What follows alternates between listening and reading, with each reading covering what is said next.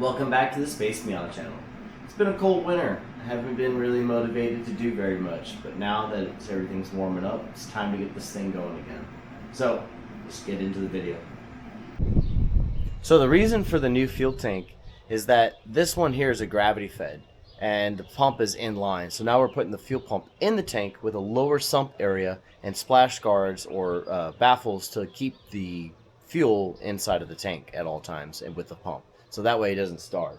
This one's doing well, but when I get down past a quarter tank and I launch too hard or swing around a corner, it starves the fuel pump, causing issues. So we're going to go ahead and we're going to address that. We're going to put hard lines in here and get rid of these soft AN lines with the braided steel. We'll only use short connections to get us from the hard line up, so that way we're not replacing the whole entire length of the hose. Also probably might look at doing some other style of hoses that are a little bit more durable. I think it's Teflon style tube hoses that I might try looking into. But for now, I'm going to get this thing back on the road. I don't want to be missing any car shows, so let's get right into it.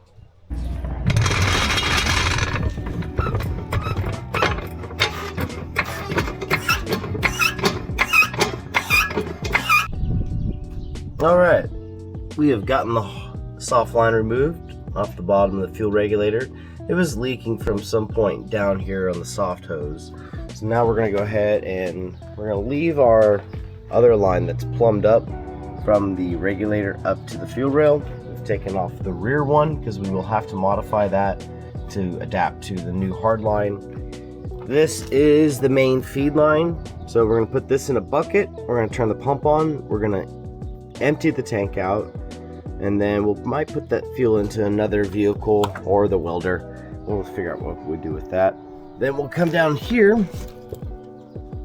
and we need to get on to the transmission tunnel. There's a fuel shutoff switch that's right there. I don't know if you can see that. There's a switch right here, and that allows me to be able to turn off the fuel from the inside of the vehicle if there were any event that caused a fire. So we'll turn that off, get that all taken out. We need to remove all the fuel line from the back to the tank, and then we're gonna have to drop the tank, fuel pump, and fuel filter system.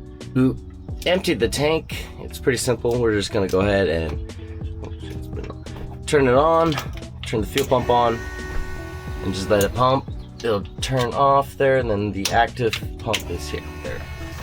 And we're just gonna keep on filling it up. And this is where I forget I put the wrong line to the bucket and recorded the whole clip in slow motion. So here's your slow motion shot.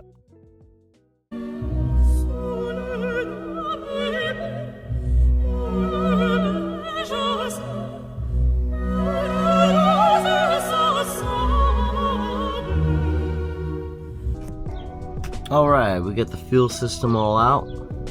All the fuel lines out. Now that's all that's left is to take out this tank. Good thing it's empty, so now we're just gonna put the jack underneath, lift it up, pull it down, and we're gonna pull these wires for the fuel pump back inside into the cabin, so that way we can feed the new fuel tank. Alright, well, the fuel tank is out. We can go ahead and take a look at the open hole. Yeah, I got this new aluminum fuel tank. We'll put that inside of this. As I'm pulling the wood off, imagine to my discovery that I find 2 quarters. I guess for Charon to cross the river Styx, if you're a Greek mythologist, that wasn't actually intentional, but very interesting that I do find that underneath pulling up this paneling. So here we have the fuel pump assembly, cut out of some 3/16 aluminum plate and bent a bracket down the side to hold the fuel pump assembly. Got submersible fuel lines in and went ahead and stamped the outlets and inlets so that way we know what they are. Those are 6AN barb fittings just welded to the plate, and some nylon spacers for the power lines to go through. Alright, so we got the whole entire lower trunk area removed and plated off with the steel plate. So I wanted to copy how the other side looked exactly like that. So we went ahead and put a plate in there. I'm gonna come back with some caulking and bed liner and we'll finish that in. But I've never used this area and always seem to get filled with trash and leaves and dust. I think I've decided to run the fuel lines across and back through here and then down to where the original fuel filter was, and that's where this fuel filter system is going to be. Just trying to figure out how to keep them out of the cab since it's isolated, but I will just have to do removable lines from this section out. So those would be pretty sweet to do. I've taken a coat hanger and straightened it out. I'm going to crawl underneath here and go where the original fuel filter was, right in this location right here, and we'll come up into the cabin through there, but we'll run down the frame rails across there to keep them tucked away. So there we go. There's gonna be my fuel line. I've marked out to where the wire hanger stopped at. Then I've marked out to the measurement I've marked and added my 3 inches of grease. So we'll go ahead and cut this down. You can use a cutoff wheel, but you'll have to deburr it. Best thing to use is one of those pipe thread cutters, or pipe cutters that come in the plumbing kit or brake line kit. Use that, cut it, and then we'll come back to that. So I found out that if we put the fuel pump here with a 1-inch block, we directly hit that exit hole. I don't know how you can see it over there, but this is what we've been able to lay out. 3D printed out a whole bunch of spacers, and they're simple as installing one clamshell half, installing the other half, and then using a zip tie to secure them together. Easy, simple. So I have the bumper back on, I have the plate all finished out in the corner.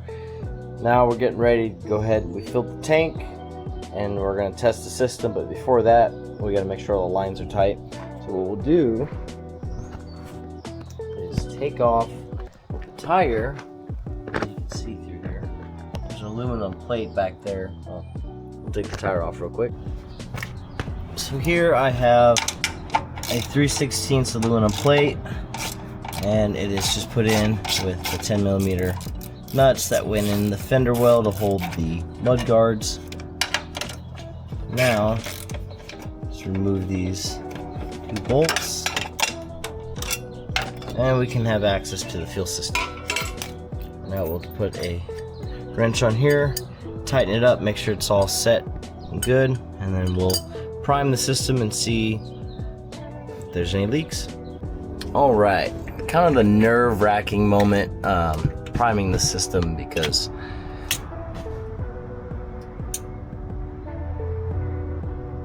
can't tell if the fuel pump's on right now.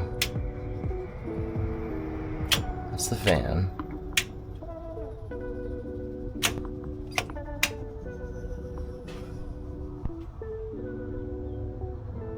I don't hear the fuel pump. That's concerning.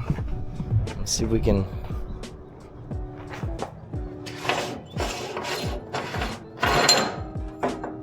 No fuel is moving. All right, let's figure out what's going on then.